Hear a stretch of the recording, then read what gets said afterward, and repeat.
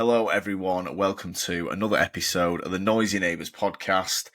Been a few days since the derby on Sunday. It's been a busy week. Apologies. We've only just jumped on it Wednesday and it's 3 days after, but it's still fresh in the memory. How are we, Christian? Wednesday evening. It's still too fresh. I'm still not over it. I'm so pissed off at the way both sides played. But yeah, I mean, we'll deep dive into it, man, and let's see our thoughts on it. Yeah. So how are you obviously, feeling? Are you still pretty angry about it? I mean, probably for different reasons to you, even though we played the same game and were very similar. A lot of my frustration is it's still with the same problems that I'm seeing every week, really. I suppose for you, there was a significant step down in performance and mentality. Yeah. Whereas, really, I suppose look, on the surface, we're seeing exactly what I have been watching for a while now.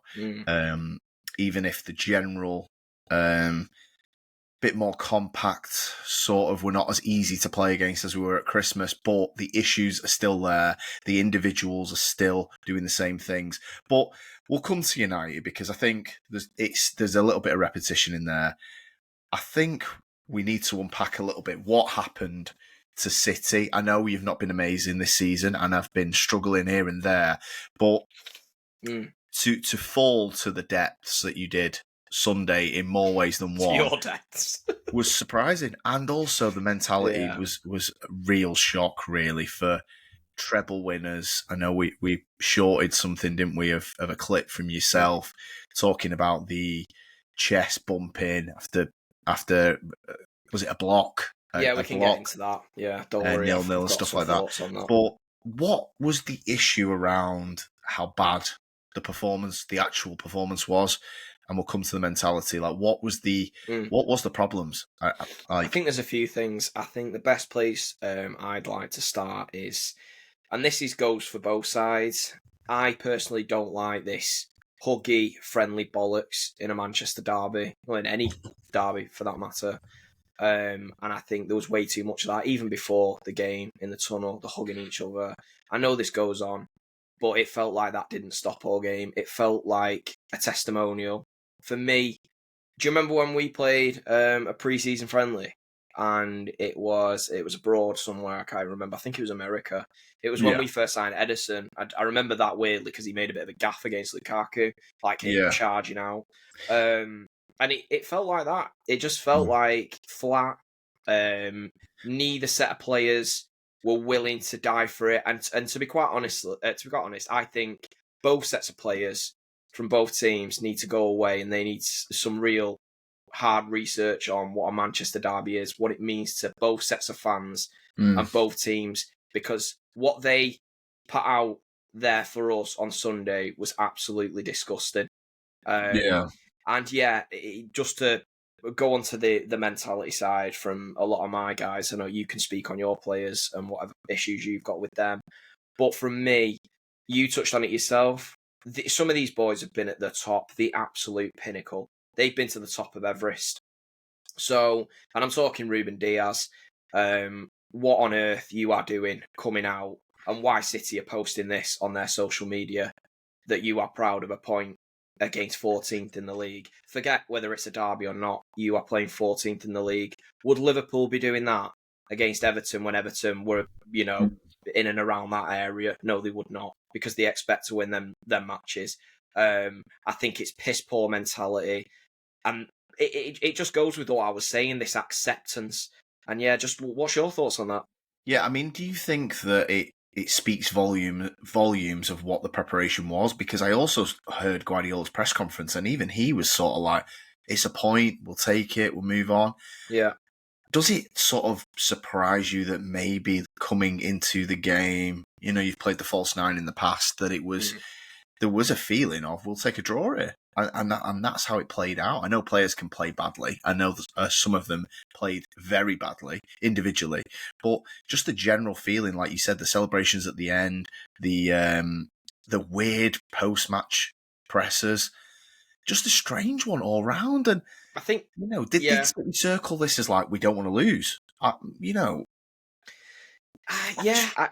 don't understand it from the top. I mean, this is where I don't get it. Is these players that have been to the very pinnacle. I can't understand how they've lowered their mindset this bad. You know what I mean? I don't understand what's happened. Because players like Ruben Diaz, he's not. I understand you're not from Manchester, so you should be looking at this even more than say a Phil Foden, who knows what the derby means to both sets of fans. You should be looking at this very logistically, thinking, well, they are 14th in the table. We need to be absolutely hammering them, putting out a statement. So the fact you are chest bumping like you were against PSG in the semi-final, Neymar and Mbappe's PSG, by the way. And you're doing that and you're playing Manchester United, who even Southampton fancied it when they went to OT. I think the whole club needs a serious reality check. I really do. I said it to you quite a while back, and I said I think there's a mentality issue with the fact we kept dropping leads, and they were crumbling. We were 3-0 up and drop a goal, and the next minute we're absolutely decimated. I think this issue has been slowly building for a while, and whether this means our top boys or the guys that have been our top boys, their mentalities fell off, I don't know. But Pep needs to assess this in the summer, and if that is the case, then these guys need to be moved on. I'm sorry, it needs addressing. Yeah, I don't know what's going on. I think people can play badly, and we'll come to that because there were some individuals who were really poor. I mean, on both sides, but obviously, if we're sticking with the City side of things, the mentality coming into the game is a weird one. I have no idea what is going on in that dressing room at City, and this is the biggest thing where I'm looking at Guardiola now from the outside looking in. Is like, what is going on? What is going on? Because January, the 200 million at January feels like years ago. It just feels like it didn't even happen. You might as well have just. I'm not having a go at the guys, by the way, the individuals who you've brought in. It's done nothing. If anything, you've actually. I mean, Sunday was the worst you've played all season. I'm not blaming the new players, but it's like Pep had the new players available. Yeah. Well, Alex, this is the thing, though, of that 200 million. You've hit the nail on the head. All we saw was Marmoush. Kusanov didn't play because he fancied Vardiol and Diaz at the back, and he decided to play Núñez at right back. Just another ridiculous decision. The midfield was an absolute fucking joke, and just leads to more of my point that I was saying. It felt like a testimonial. It felt like, it's some of the, not just KDB. It feels like, it's their last time in a derby. Fuck off. This is not a friendly. I'm not having this. This is a Manchester fucking derby. And I tell you what, Pep, if that's what you think about it, that you think we can just throw a derby to give old boys a send-off, you need to go and have a look and see what Manchester derbies mean. Yeah. I think people should get a pass for this shit. I think... You need the point, Christine. I think both teams seriously got a pass on how bad that was. I know the pundits were sort of whinging a little bit, but I think the fans really need to demand more. That was pathetic. I mean, that's the thing as well. I think, looking at it from City's perspective, and this, look, we did the De Bruyne last week. We did a pod on his greatness, so I feel like we can criticise him for how poor he was on Sunday. And obviously the guy's leaving the club. He's leaving the Prem. We don't know where he's going yet. The way he is looking physically, no disrespect, I am not expecting a sideward step. I am expecting MLS or Saudi from what we are seeing from De Bruyne right now. The fact he played the full game leans to your point of is just a run out. It's just I'm not subbing him because it's his last derby. You're sixth in the league and Newcastle have played a game less than you. To have this approach, I don't know. I am so confused at the minute with Guardiola and City. I've never been this. I don't know what you're thinking. It's mind blowing at the moment. I think, no Alex, I can take it with KDB. I understand why he played the full game. It's the management. He's the one I can make an exception for. However, playing Bernardo, are you in a position to be making exceptions though? Just I'm not saying anybody else is playing Look, amazing. I know what you're alluding to. I kind of do agree with you, but I think for what KDB has been and done for us, I think he definitely deserved that respect. So I don't particularly mind it, but I do also understand where you're coming from. I don't particularly disagree with you. However, the playing of all of them, Gundogan, Bernardo, Kovacic, and KDB. I said before the game when I saw the team sheet, I was just like, well, it's I know what it's going to be because I've seen it all year when they're fielded together. And I think what really pissed me off, Alex, is yes, I know where some of them guys are at in their career, but that's a fitness fatigue sort of issue. That's not a quality problem. And we were looking at guys that were misplacing 5-yard, 6-yard passes. Now, Bernardo Silva, yes, his legs may have gone. Gundogan, legs may have gone. But there is no reason for that to be going wrong. Like the very basics of football, Kovacic trying to run through 5 men and not understanding that wasn't a great idea when he could have just played an easy pass. These were very stupid things that were going on. And not only that, mate, I should be in a position better than a lot of people and a lot of City fans from my era, and especially the older boys as well. They've seen some heaps of shit that we have had to field in a Manchester derby. We had no better players. We had to field Anton Sibierski and Penza, Karadi, players like that from the past. But you can understand why I'm a bit pissed off that I saw more fight from them names than I did from them guys on Sunday, no matter how old you are, if your legs have gone. And that was where it really got me angry. So Yeah. No, I agree. I think that you touched on the post-match stuff, and obviously it's heavily United weighted. I know Micah Richards is a ex-City, but he's quite polite and measured in his analysis.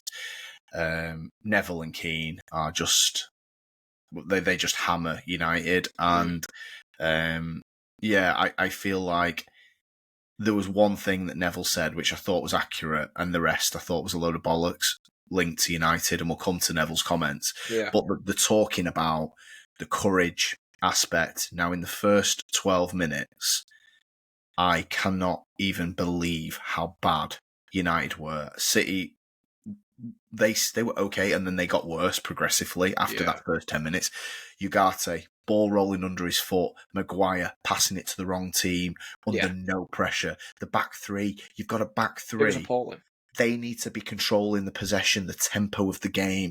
And Maguire, under no pressure, is giving it away. It's not even difficult passes. Trying to hit Dorgu when he's got the whole pitch in front of him. Out of play. Straight to the ball, boys. And Casemiro. They were unforced errors. I mean, I said it to you on the stream with United. When you started that first, I'd say 10, 12 to 15 minute mark, I have not, and I've seen United all year, by the way. So a lot of your boys may be watching this pod or whatever. I know you guys have been through the mill this year watching piss poor from the absolute basics of football. But that first 15 minutes from United and the passing just straight out of play, sailing out of play, and no accountability whatsoever. No one's roasting a player for fucking doing it. And I think that's the biggest issue for United. I've been saying it all year. There's no one there in that team. I don't think Bruno does it because, to be quite honest, he's a suspect for doing it as well. His head goes for 20 minutes and he's passing it out of play.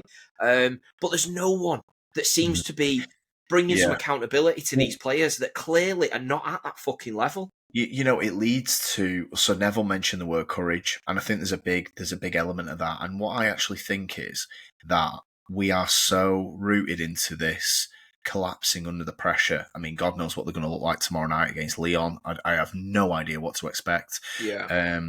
Because every so often they stand up in front of the pressure, like away at Liverpool. Is it just because on Sunday they weren't favourites, United weren't favourites? Why did they collapse to that degree? It's individually, like Ugarte's just wet his pants in the first 10 minutes and can't control the ball 10 yards to him. He's not that bad. I have my issues with Ugarte and a lot of the team, but they were not as bad as that first 10 minutes. Now, have you got the mentality to play for this club or not? Because that is a big part of it. And this is the thing, is nobody bollocking them? Because really, they're soft. And if you get a Roy Keane in there and he's having a go at Patrick Dorgu for heavy touches, or Garnacho for getting his head down and losing it, Ugarte for miscontrolling 7-yard passes, are they going to just completely collapse? Whereas, as you saw on Sunday, when City sort of settled into the tempo of the game, and it was a slow game after City pressed a little bit and then it went away. Probably because of the physicality of your 11 that you put out.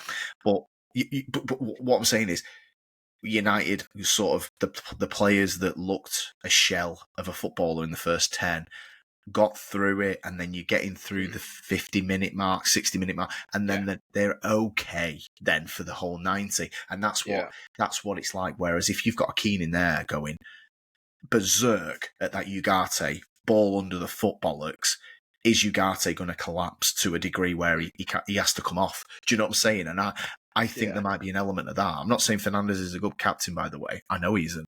But is that why it's not a bollocking onto every player because they're so soft? They just completely, that's what I think. I think that's what it is, and they're not very good. So I do agree with you. I do totally agree with that. There is going to be elements, that leads to a lot of our problems. If you want me to be honest, Alex, because if you look at where our players have gone in our team, we used to, I'm not saying we had Roy Keane type players, but we had players that knew the level, they knew the standards of this club, and it's okay when you bring in a raw player like a Savinho, a Doku, Nunes, that we thought could have become something, and when you have a few of them watered in, and you've got but you've still got your companies, your Silvers, your KDBs, your Agueros, it doesn't really matter because you can sort of bed them in, and then the others can bring their level up because they will let them know the standard. But when you have suddenly not replaced a lot of them guys that were at that level, that were capable of lifting the others, and now you've got a situation where you've got a team full of guys like Nunes, Doku, Savio, you're seeing ultimately what that does. And now you need to go into the market. Look at what United have done. You've just hit the nail on the head. You said about your team, you haven't got anyone that's like a Roy Keane. And I'm not saying an aggressive Roy Keane type player. I'm just meaning someone that holds the standards and holds other players accountable and themselves, and let them know what they need, what level they need to be playing at. And you've seen what happens when you have more of the players that don't give a shit, and you've got one or two that actually do care, and City have got to that place, and I think this is where we are seeing where we're at in the league. I genuinely think we belong where we are in the table. The table does not lie. No, that's the thing. I mean, obviously, I don't know what. Yeah, I think at the minute City's team is made up of. I'm saying this respectfully here. Players who were good and aren't good very more, and their physical level is not Prem level anymore, and the rest of them are new signings who might not be good enough to play for the club, and that's where you're at the minute. You've not got any in between players who were part of the success and are still good now. You mentioned Diaz; he's really. Oh, okay, Rodri, but he's obviously out for the season, and Haaland's injured at the minute. But you're really looking at Diaz like, mate, you're the only one here that we can look at who has got previous in winning, and he's still in their prime. We don't know what is going on with Diaz at the minute. He looks a fucking physical mess of himself as well, and he's meant to be one of the younger ones out of the golden generation, whatever you want to call it. The thing is with United is, so you're talking about the back end of our very good team, the last good team that we had, we never replaced those players. And then it was like young. We're still doing it now. Do you know what I mean? City, Doku, Savinho, Gonzalez is a bit of a weird one. I just don't even know what the point of that was. It looks like you. I think you said it on Sunday. You don't fancy him already, and he's going to have to go into the market again anyway because Gundogan's playing. If Gonzalez can't play over Gundogan now, all due respect to Gundogan, what was the point? And I don't. The thing is with that though, Alex, I actually of all the signings, I actually don't mind the Gonzalez one. I'm not saying look, he's not coming in. He's not going to be Rodri, but he's not. He's certainly not showed me that Gundogan should have been starting that game. No. You know what I mean? We are not in a situation where it's absolute desperation. It's not like Calvin Phillips bad, where we were like, right, Rodri's got to play every single fucking game this year because the other guy's that bad. The drop-off would be drastic. That is not the situation with Gonzalez. So I don't know why. I really don't get Pep. I don't know if it's this weird stance that he's making a point or something, because fielding that midfield on Sunday made no sense to any Manchester City supporter, and every single person other than him looked at that and thought, "What's going on?" Yeah, it was madness. I mean, like you said, it's the terrible trio of old age pensioners in midfield, Yeah. and again, meaning that respectfully. But yeah, just want to come. Let's flip to United and the individual errors. The same things are happening. The wastefulness in the final third. I want to talk about the chances created and the real issues around where we are in this squad and how we are going to muster. How many games would it be? 5 games to win a Europa League against reasonably good opposition. I just do not know how we are going to score enough goals to win that tournament. And you know what? What the thing that actually sucks is, since probably that Everton absolute disaster game that we somehow didn't lose, it's actually been a bit more solid and a bit more. And Casemiro has played more, and we've looked.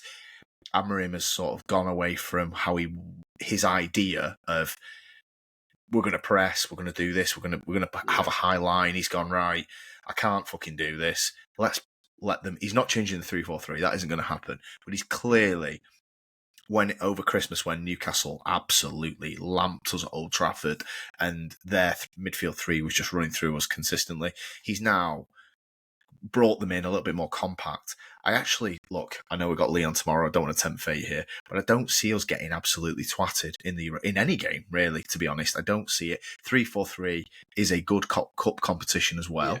It's solid. You have more defenders, naturally. Yeah, it's ultimately hard to beat a team, even if they're shit. Exactly, yeah. No, so do I think we have a chance? Yes. Now, the problem is, on Sunday, the final third stuff, it's very difficult. Højlund doesn't do anything. I can't even be bothered going into it, really. He just runs around a bit. The only thing I want to say on Højlund is, I read a stat somewhere about aerial. I know we're going to do a Højlund Delat pod, so I'll save it for that. But he's apparently, this was a few weeks ago, he's got the worst aerial percentage win rate in the league, behind every other striker. Yeah. Which just by his build and what you think his play style should be is ridiculous. And then 2 instances on Sunday in close succession, a ball's coming up to him, and as the ball is coming towards him, bear in mind, how many seconds do you have to, keep your eye on the flight of the ball before you head or chest it? He's looking at Diaz. His eyes. Yeah. It's not like the ball's just left Onana and he has a quick glance and then he's back on the flight of the ball. The ball is about to be headed by Diaz. He's like this. Look at the ball. I think Alex. I can't believe this is a thing at my club where we've spent 72 million on a centre forward who looks at the defender while a long ball is coming towards him. And the coaching staff are going, you've got a worse aerial win rate than Jamie Vardy this season. Stop looking at the centre-back and look at the football. I cannot get my head around how this is still happening. Is he just thick? Or are the coaching staff not reading the figures or watching the games back? Because to me, it's simple. Is he just doing it? Is he just doing it because he's stupid? I don't. It's basic football. If I was teaching my son how to play number 9 role, yes, have a quick look over your shoulder. Have a look over the other one. Then when the ball's coming towards you, judge the flight early. Get yourself in position. Set yourself. And if you can, try and chest it.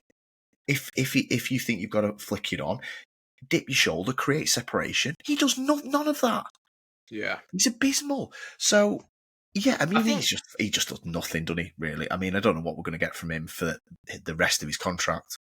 At least the thing is with him, I'm surprised any fan that there's ever been an argument of anyone that believes in him, because the biggest disbeliever in himself is him. Yeah, he does not believe in himself whatsoever, and that's why he's doing the said things that you've just been talking about. He's not a striker that even tries to score. I don't think he believes that he could even be Man United's real number 9. No, you're right. And this is where he's at in his career. And do you know what? It's not even his fault. He got bought. Someone valued him at what they paid, and he's here. It's not his fault. He's trying his best. It's just we've seen it before. United, they don't do their due diligence when it comes to transfers, and you've seen it yet again. Yeah. And he's now having to go out there. He knows it's not his level, He knows what he's going to produce every week, but he has no choice. He's got to go out there and he's got to take the pelters, and this is why United need to move him on for the betterment of his own career. For God's sake, he needs it. This is doing that lad no good. I'm not even trying to. We've come on here, we've blasted him, we've done everything possible. I think we need to take a different approach. I genuinely think he needs to rebuild his career somewhere else at a level that is more fitting. That is not the Premier League, mate. Yeah. Kers and Ashton down the road, they might have him. But no, seriously, just going to the other half of the Brothers of Destruction.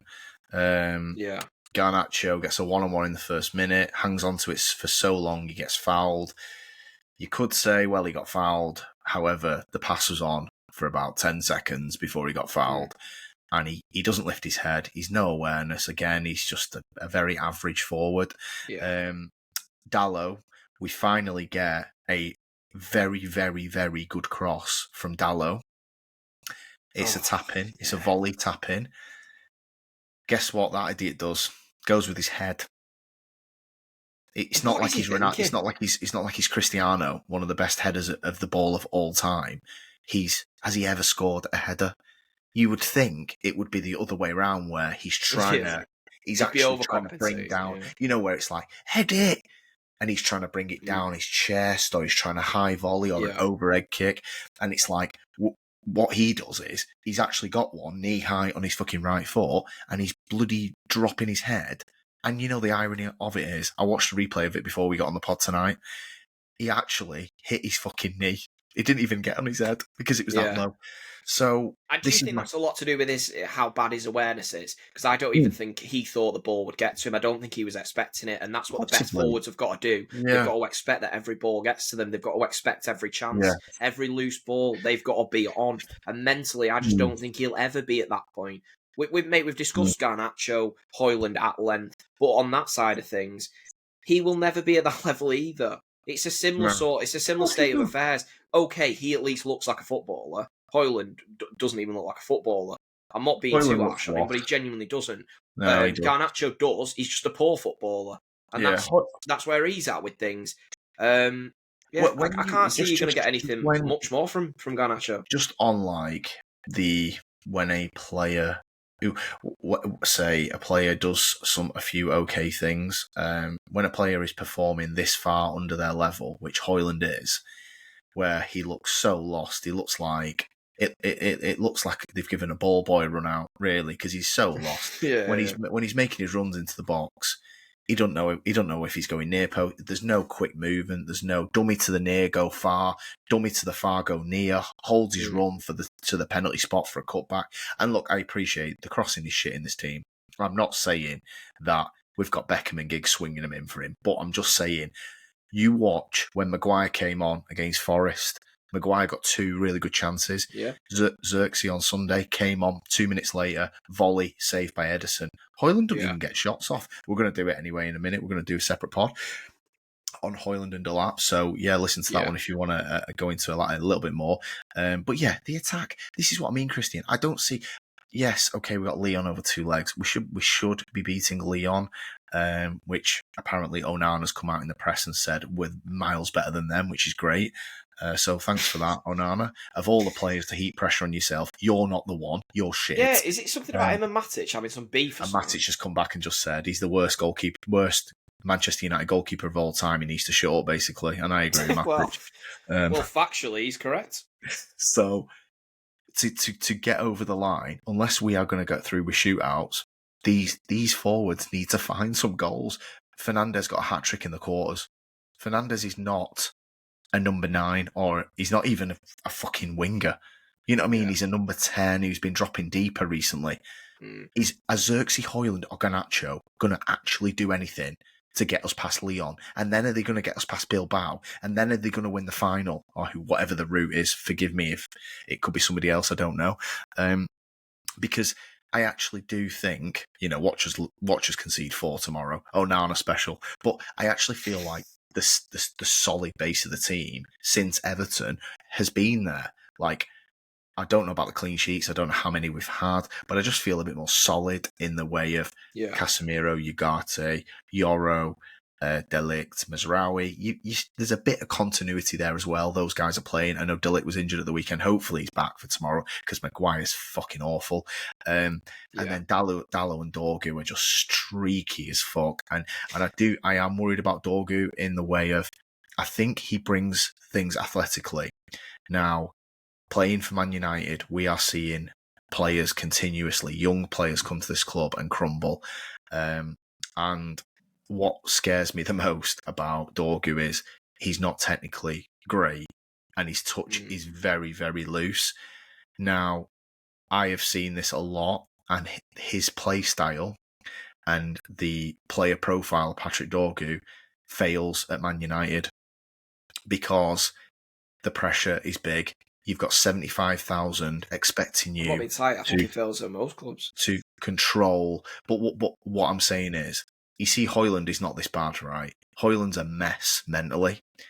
I think we're going to could end up going down the same route Patrick Dorgu, where I know what you're referring to. We end up in a position where he's just a complete... touches with the crowds groaning. Yeah, I know what you mean. Like, say, at another club, yes, he's never going to have a great first touch. I think we would all agree on that. However, like, Rasmus Højlund's never going to score 30 goals, but he's also shouldn't be scoring 2 or 3.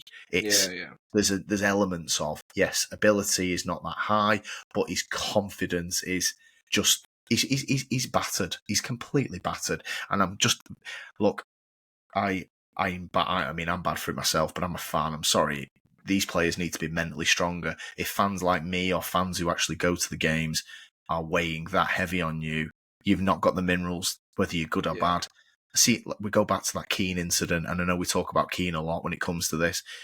19-year-old Ronaldo got called a fucking knobhead on camera mid-game by Keane because he missed a chance. And you know what he did 5 minutes later? He scored. Cristiano scored.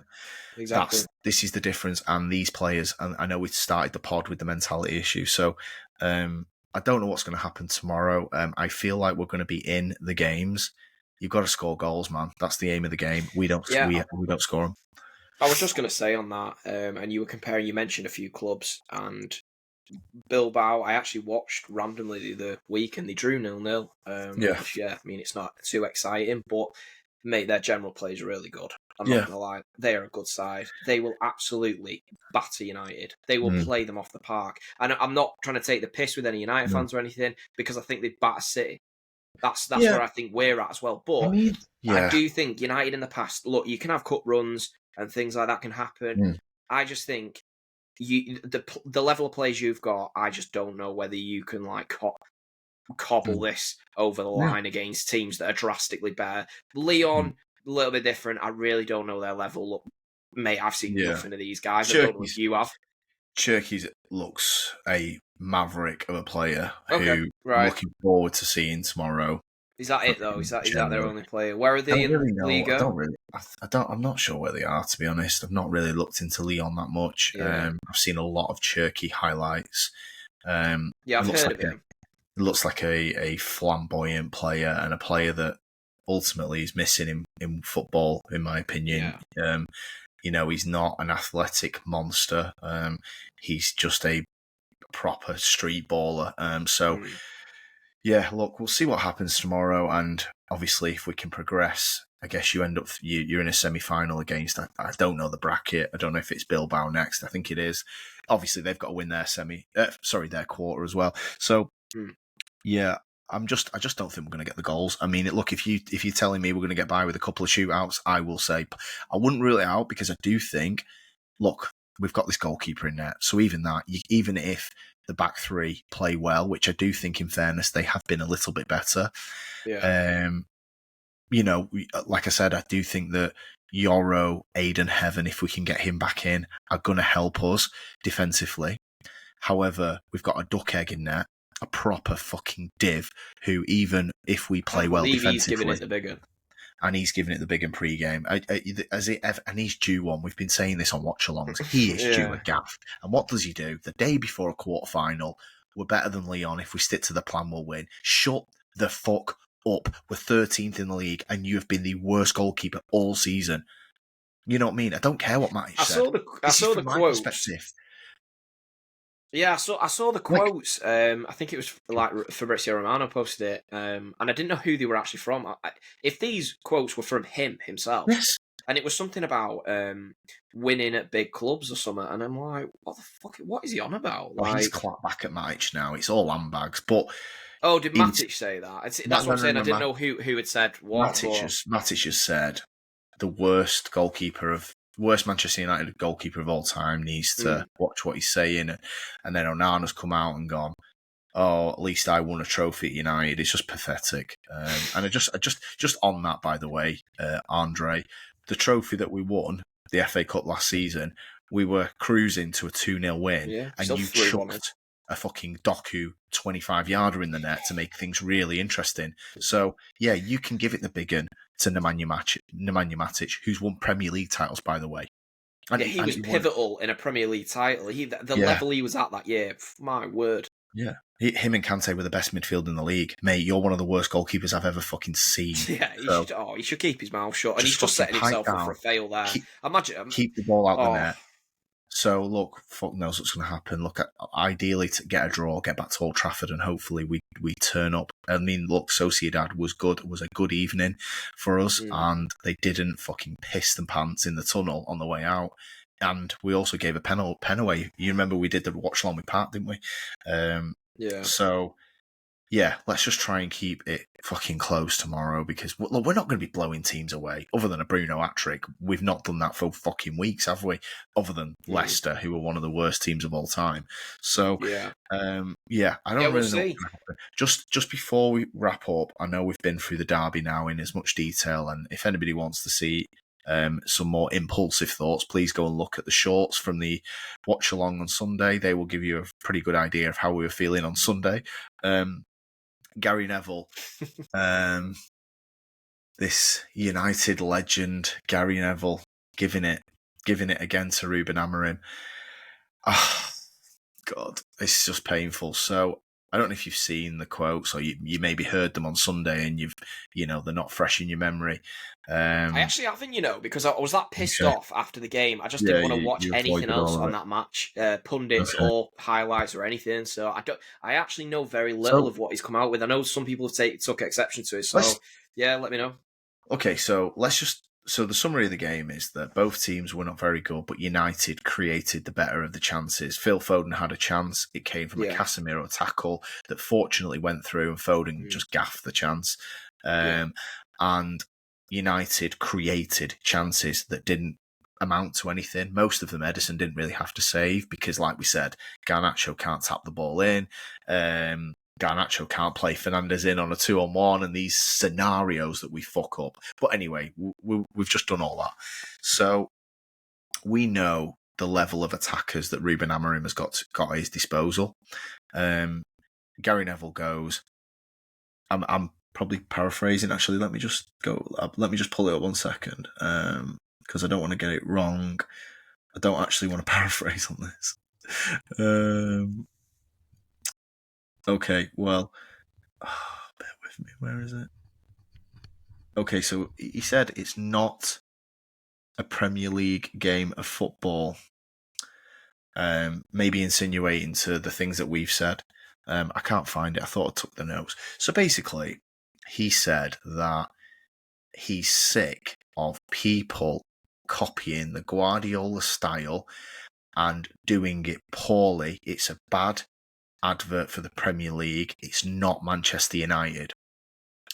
Now, I have no idea where he's getting that from, because we spoke about pundits, and Gary Neville is awful for this. They say things with no substance. There's no actual, they don't articulate what they're actually saying. yeah, They don't elaborate on it. If I was sat opposite Neville, this is what I would have said to him. I would have gone, please tell me how what you've just seen there is Ruben Amorim trying to imitate yeah. Where's the Pep similarities? Guardiola.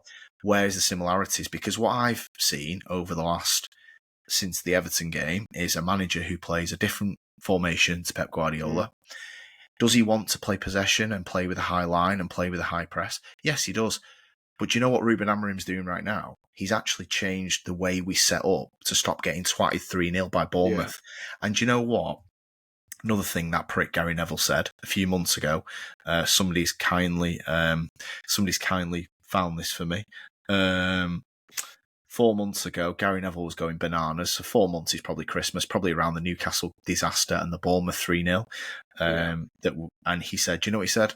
United are the easiest team to play against in the league. And he was right.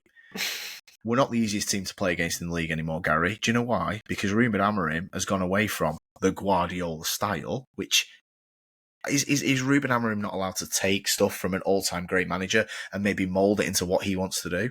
And what you're seeing right now is nothing like Guardiola style. Amorim has actually flipped the whole thing. He's got Maguire sat in a low block. He's got Casemiro in a low block because they can't fucking run. And he's gone back to the counter-attacking because that's the only time we look dangerous. And he sits there on Sunday when City are the 4-time... Okay, I know you're not what you were last season or the season before, certainly the season before that. You have won the league. You are the reigning champions. I know it don't feel like that probably to you anymore, but we drew 0-0 to the reigning champions and we had the better of the chances on Sunday. And he sits there and his approach is to hammer our manager who's had no transfer windows and he's been in the job 6 months and he got given a £25 million left back from Lecce. And, well, sorry, what was the United style of play with Ten Hag? Because when he played City, he was 6-1 down after an hour. Or where were you saying then? Where was you thinking of, this isn't Manchester United? What is Manchester United, Gary? Are you just living in the past? I agree. I think you are right. He says some mad throwaway comments, Neville, and I tell you what, they're getting more and more outlandish and more frequent as well. And no one like opposes him or challenges him, and it really pisses me off. It's very rare. Like there's been the odd time Keane has like sort of gone at him a little bit, but other than that, he gets away with saying some crazy shit. You know what it is. If it's the 3-4-3, and some of my friends hate it, if it is just that. And your issue is that United are playing wing-backs right now, just say it. Stop talking with no actual proper facts and saying all these wishy-washy comments. I found it, by the way. Sorry, I did actually screenshot the quote. So this is actually word for word, not paraphrasing. This robotic nature being micromanaged, it's becoming an illness. We're seeing poor imitations of Pep Guardiola's style across the board. That's not what this club is. That's not what we do here. Well, what is it we do here, Gary? Because you sat up there when Ollie was 5-0 down at half-time to Liverpool and was blaming the players. Is that what we do here? Do we get twatted with 4 players up front who don't run back? Because that's not what Fergie did either, mate. So where were you with Ollie when he spent 500 million and ended up 8th and got sacked? Where were you when Ten Hag was losing 7-0? Where's this energy? Is it because he plays 3-4-3? Just say it. I'd have more respect what is for this him. thing? What is this thing? I mean, it can't be that much hate on just a formation alone. It just seems like he's got a bit of it. He's just out for Amorim. We all watch the quality of these players, and to be fair, the comments are just daft anyway. In what he's saying, there is quite a wider issue across the board, but I would not put United in that bracket at all. Which is the irony of his comment.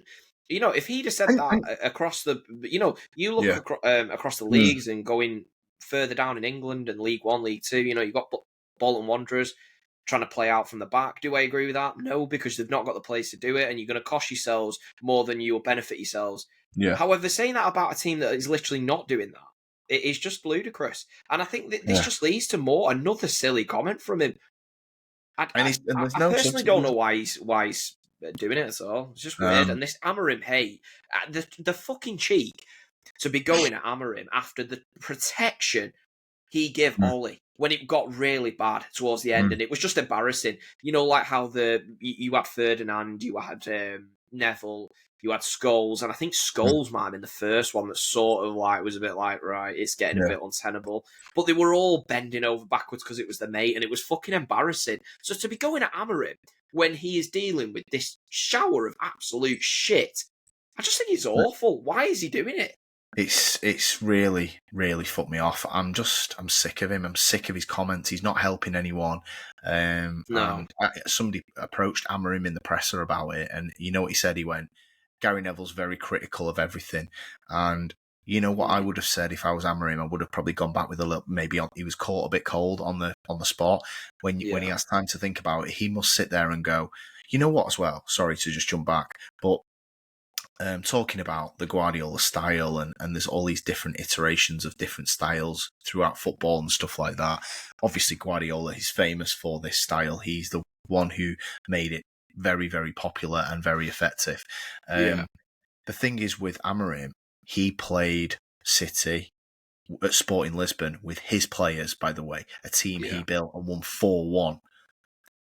Well, was that okay? Well, like, would we like that at United? That's why we went and got him, because of nights like that. So you're talking about, we don't do this at Manchester United. He's got Garnacho, he's got Højlund, he's got Xerxes at his availability. Stop talking shit Alex, about, but that we wasn't don't do even this an at Man imitation. United. I watched that game and I rated Amarim's, what he did in that match playing against Manchester City. Yes, we were coming into a bit of a weird spell, but what he did was not an imitation of the way Pep has played or No, the way Pep tries to it was play. quicker in So it's just a transition. I know. ludicrous fucking comment. Again, it's It lazy. was.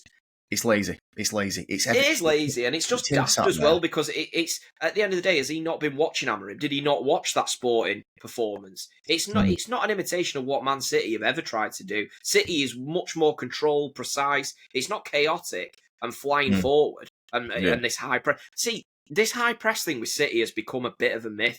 We did have it when we had Sterling, Sane, Aguero, and we've had it throughout a couple of teams. But City have not been that for a while now. No. We are much more controlled in possession. We choose when to press. Don't get me wrong, there will be times in the game where we press, but it has been very much managed, very smartly, I might add, as well, because Pep has obviously realised we have players that were getting older. And yeah, you'll see a mad 2 minutes, 3 minute spell where Bernardo will go nuts and KDB would have.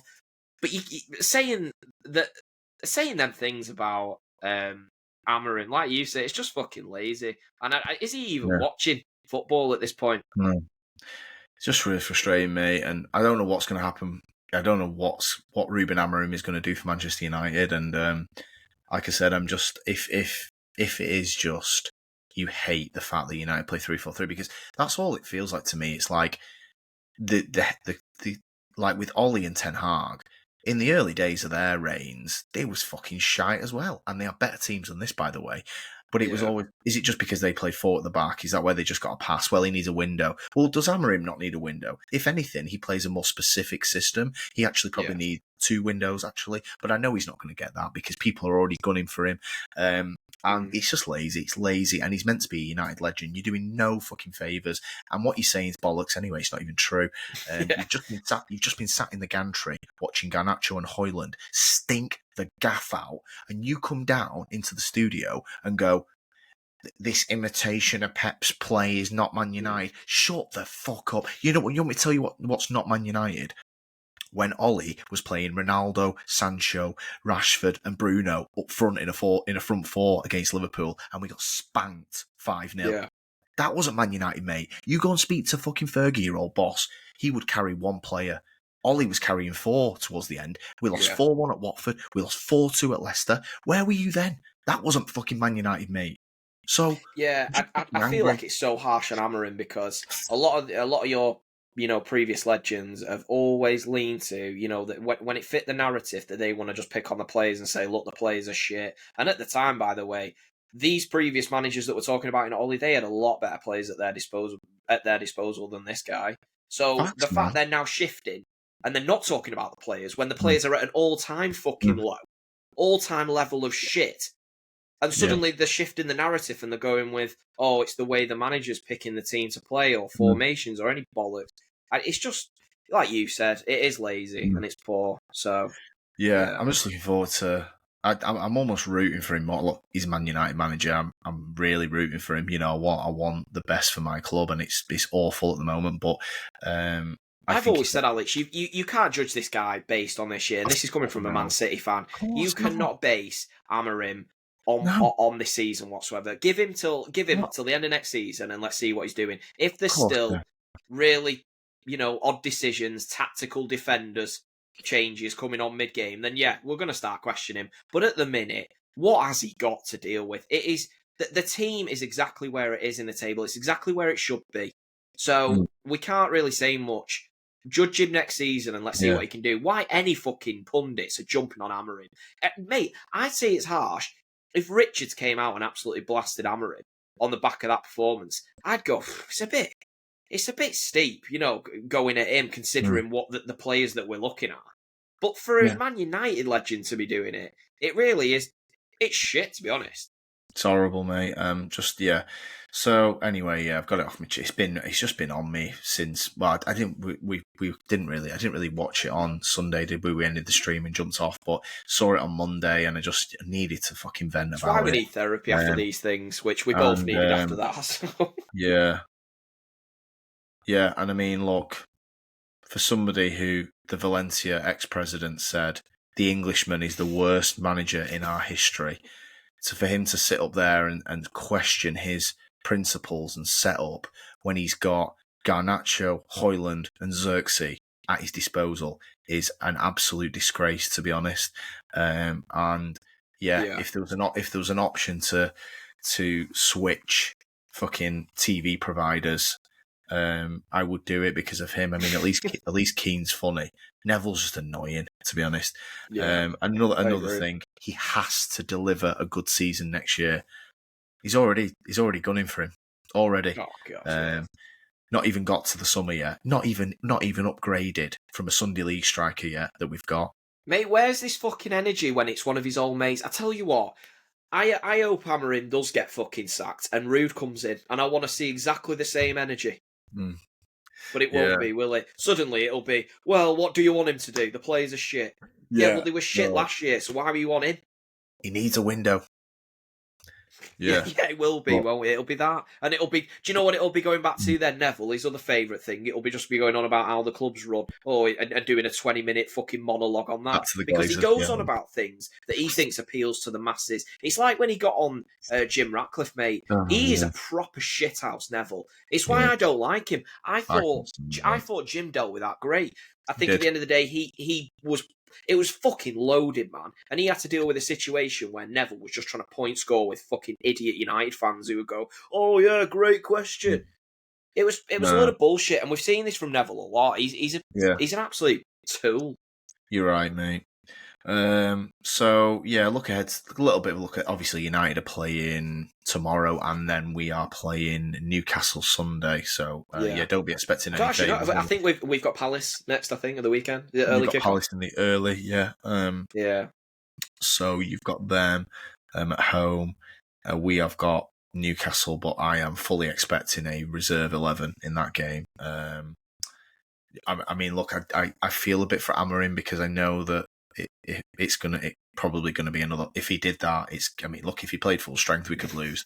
So it's almost like Amorim's looking at this going, I really need to prioritise Europa, but I've also got twats like Gary Neville sitting there on 4:30 Sky lacing me for not performing very well. So look, Ruben, play 11 reserves in that Newcastle game. We do not care. The joke is, Alex, if you play 11 academy players, they might actually look better. and then you have got a situation because them lot will be called for a start against fucking Leon, and they'll be like, God, they're unfit. Yeah, they're knackered. Yeah, we need to rest them. Play Garnacho, Hoyland, and then play fucking play Chido Obi and fucking someone else. Yeah, I think Mainu's back in training. Ahmad is close. If we could get them back for that second leg, I mean, that would be amazing. Forget the Newcastle game. Obviously, a big one for City, assuming we're going to lose to Newcastle, so they're going to stay ahead of you. That'll be great. And Chelsea. I suppose it's you, Chelsea, and Newcastle, isn't it, at the minute? Yeah, I mean, it was confirmed last night, wasn't it, after that Arsenal victory, that fifth definitely does get Champions League place in England. Chelsea have got Ipswich at home, so it's a massive one for City. You have to win, really, because Sunday, look, I hate saying this because my team are playing Newcastle. But I just don't see the point in United wasting an ounce of energy on that. Bruno Fernandes better not be in that team on that Sunday. But we'll see. I actually do think going on to City, I think we will cruise to an easy victory because I think he'll play the team that he should have played against United. Yeah, and they'll be fresh as a daisy. Yeah. They'll come out. They'll play much better football because this is where we're at. That is our best team. You know what I mean? If you put in Gonzalez, you put in a winger, they're going to cause Palace problems. Playing the retirement village, it was never going to do much, was it? So Yeah. Yeah, I think It's we will. I horrible when think it we'll went. genuinely win, but it's just a bit too little, too late for me. Like, it is the worst in it as a fan. And look, Pep Guardiola is one of the all-time greats here, but as a fan, when you see a team and you go, and what you think pre-game happens in the game, Yeah. I'm in for and a shit 2 hours, and you then sit you have sit a there shit 2 post-game and hours. you're like, little old me in my little 9 to 5 job. Why am I seeing it? I don't get paid. Yeah. I do a fucking podcast with my brother. Why can that fucking, like I said to you, don't know if I said it on the watch along, but the 6-3 with Ten Hag, that starting 11, my fucking God, that was abysmal. And then obviously the Mason Mount signing. Why is little old me sat there going, Yeah. this is not going to work, you empty-headed Dutch bastard. But yeah, anyway, Derby was fun. I actually loved it in a way because it was just a very funny rant from it. We expected one person to be a little bit down in the dumps, and we were just both just raging. And I hope it made a few people laugh. Got a funny comment today from a guy. Forgive me, I can't remember your art on YouTube, but it made me laugh. I was ranting about fucking Garnacho, and he just said, "Stay." He just said, "Say, why don't you say what you truly feel?" Because I probably get my channel deleted, dude. But no, yeah. I mean, you're gonna get it. You're gonna get the truth from me. Well, you're gonna get the truth from me on the pods and certainly in the lives, especially if I've had a few beers like we did Sunday. But yeah, shout out if you tuned in, appreciate it. And Yeah, obviously, 100%. Thank you to anybody. It was great fun, and look, we made the best of a bad situation. It was just like rage ping pong between us.